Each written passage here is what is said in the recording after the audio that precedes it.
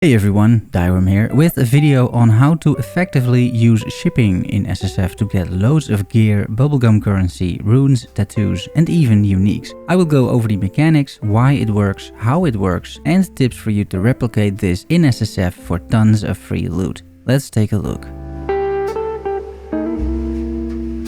First, let's introduce shipping itself. In this league, in King's March, you can interact with Tujin to build a port. You can hire sailors from Ralph the Recruiter, and the higher rank your port is, the more destinations become available to trade with using your ships, and the more ships and crew members become available as well. For the purpose of this video, I'm assuming you have the port at max rank. At least I have that in the footage. But if you don't, it's not a problem, the strategy still works. I would however advise you to upgrade your port first before you start shipping, that's all. I also want to thank two other content creators that have been doing a lot of research on shipping with their communities. First, Ziggy D, who managed to figure out what each destination gives based on the resources you send over there. And second, Steelmage, who figured out the optimal amount of trade goods to send. I'm using this knowledge to create a viable and I would say actually optimal SSF strategy, so kudos to them and their communities. I'm going to explain the very basics of shipping first. There are roughly 4 aspects to shipping. First are the ports. There are 5 in total. Ngakanu and Te'anui are Karui ports, which means they have names that you cannot pronounce and also means they give tattoos as rewards in their shipments. So if you want tattoos, trade with the Karui. Ribbonfell, Pondium and Kalgur are Kalgur ports, which provide runes as rewards. Second are the trading goods. Crimson trades for armor, Orichalcum for weapons, Petrified Amber for jewelry. Bismuths and Ferricium's reward depend on the port again, so please see the Ziggy D cheat sheet for that, and all food that trades for currency. We are primarily using the latter, the food. Last but not least, thaumaturgic dust is a loot multiplier to whatever you are sending out, and even as little as 55 dust multiplies the entire shipment by 2. We're going to use much more than 55 dust though. Third, talking about multipliers, different ports offer different trading orders. Each port is basically looking for specific goods and they can put out an order for you to complete. You can send those goods over, completing that order. Once you completed an order, you are rewarded with a unique. And once you complete all outstanding orders of that port, the port levels up, giving new trading orders and offers better percentages attached to them. The percentages that you see in the trading orders are loot multipliers, once again. Fourth, be aware that even while the risk of a shipment is 0%, you can still lose crew members and the Pirate King Valerius can still commandeer a ship. Which isn't a bad thing, because after defeating him you get tons of gold and valuable runes, plus you might get his unique drop as well. Now that we've covered the basics, let's talk about the strategy that I'm using. What I used to do was send out big, massive shipments for millions of value, hoping for big rewards and spending many resources. This was risky and not sustainable because I don't have that many resources available, and probably neither will you. You can only do this so often, so I stopped doing this.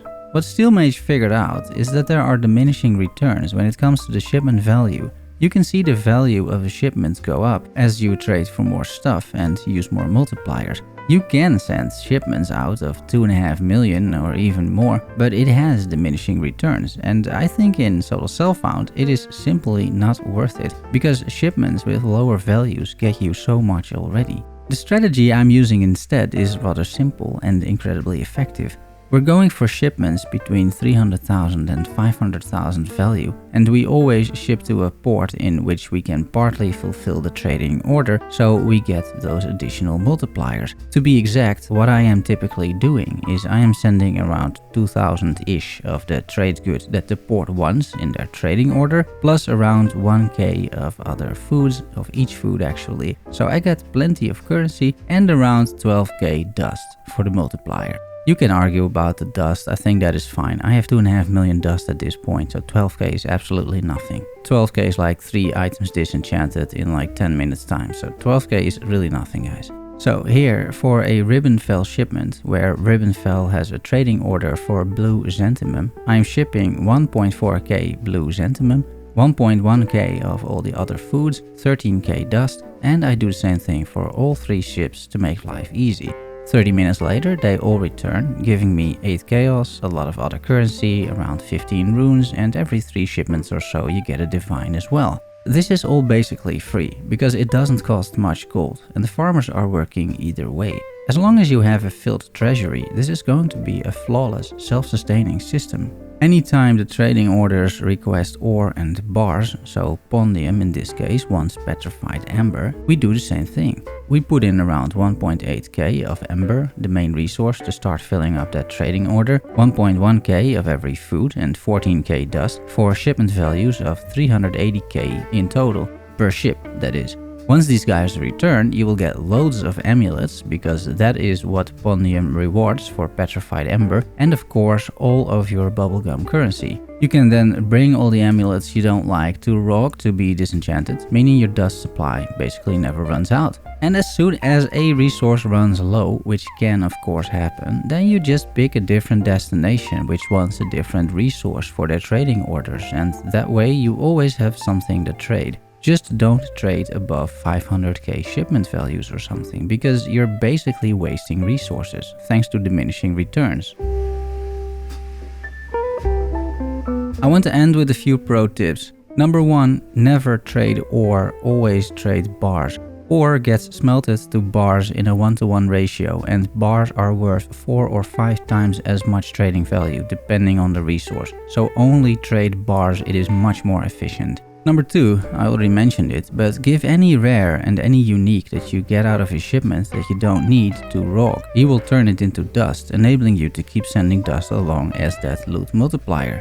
Number 3, use Awakened Trade, the third-party program. Yes, it is solo self-found, but this is an incredibly useful tool. The first use it has is that it is possible to upload pictures into Awakened Trade, making them visible in-game. What I've done is download the cheat sheet of Ziggy D, uploaded that in Awakened Trade using the cheat sheet menu, it's basically self-explanatory, and that way I now have access to the cheat sheet whenever I want to make a specific shipment. Number 4, also in Awakened Trade, you can set commands and bind that to a key. You can enter /hideout in the command list, bind it to F5, and by pressing F5 you then go to the hideout. However, Kingsmarch also has a command, which is unsurprisingly /Kingsmarch, and if you bind it to F6 or any key of your liking, it instantly takes you to Kingsmarch by a single button press. And that's it. I hope this was helpful. Let me know your favorite shipping strategies. Subscribe and like for more PoE SSF content.